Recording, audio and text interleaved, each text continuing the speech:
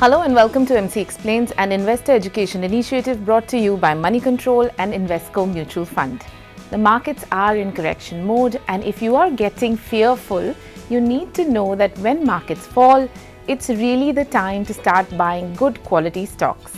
But if selecting stocks is too much work, you don't understand the nuances, and you don't have time left after your day job, then it's best to turn your attention to quality mutual fund schemes.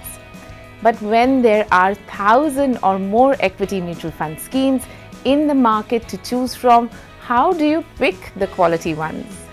Today we are going to talk about the top 4 features that you can use to filter out equity schemes from the plethora that is available. The first thing you need to consider is the type of equity scheme you want to invest in. There are many out there.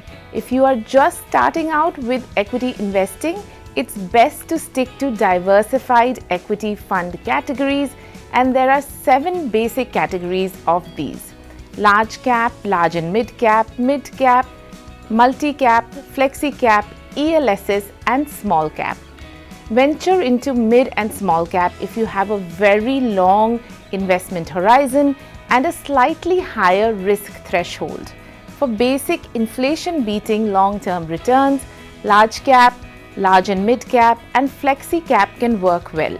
ELSs is a category which, along with a diversified portfolio and long-term inflation-beating returns, also offers tax saving under the old tax regime. Based on your personal goals and risk tolerance, you can pick at least 2 diversified equity fund categories. Having all 7 will not help, as that gets into the territory of over-diversification, which then is not incrementally productive for returns. Unless you are an experienced and long-time market investor, it's best to stay away from sector and theme-based funds. Some other concentrated portfolios like focused are also best left to the experts. The reason being that returns in such portfolios can be cyclical and volatile, which may not be aligned with your purpose of long-term wealth creation through reasonable inflation-beating returns. This brings us to the second feature, which is performance. Performance is a measure of returns, or what the fund is able to deliver over a specified period of time.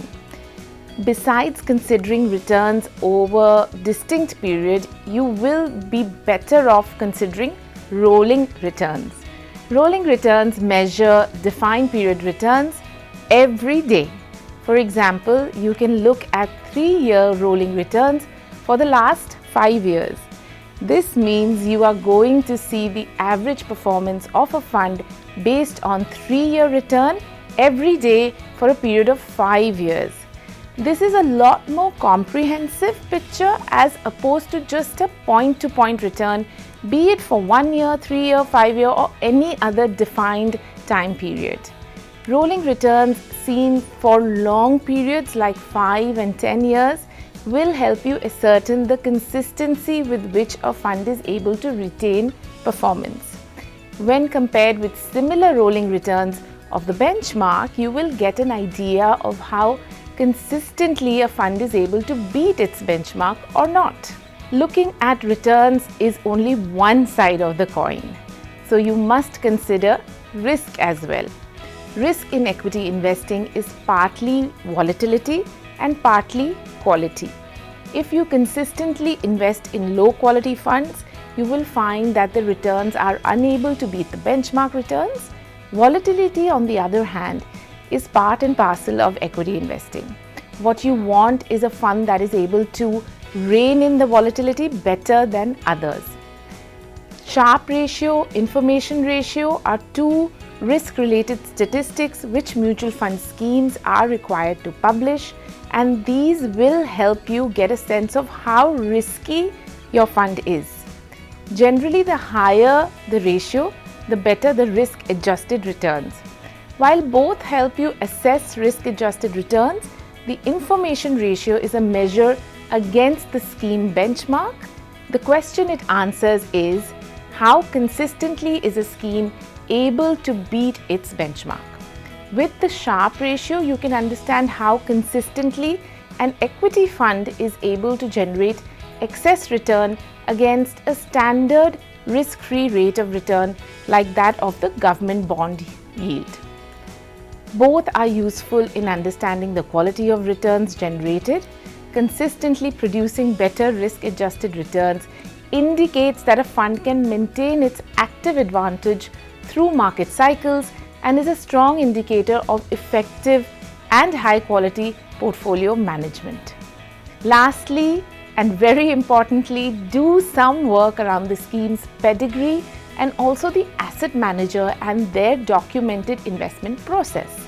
The scheme pedigree will show up in the risk and return analysis we spoke about earlier, but also check in on the portfolio hits and misses.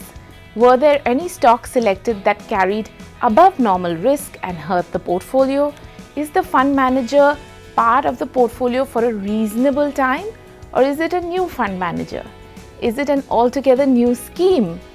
The asset manager's investment process is also important to look at. Are they known to stick to it, or are there frequent diversions? The latter, of course, is a red flag. What is the equity capability of the fund house? These 4 pointers around category, risk, return, and asset manager will help you narrow down that list from 1,000 to a few tens. Once that is done, you can further filter down the list on the basis of a combination of near-term return and portfolio dynamics. This does sound like a bit of work. Get the help of an advisor and you can ask them the questions around these 4 features. It's in your interest to take the time out initially to do this work.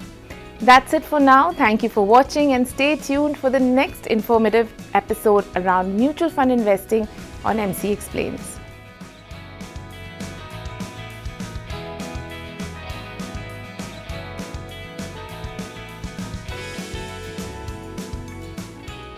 Mutual fund investments are subject to market risks. Read all scheme-related documents carefully.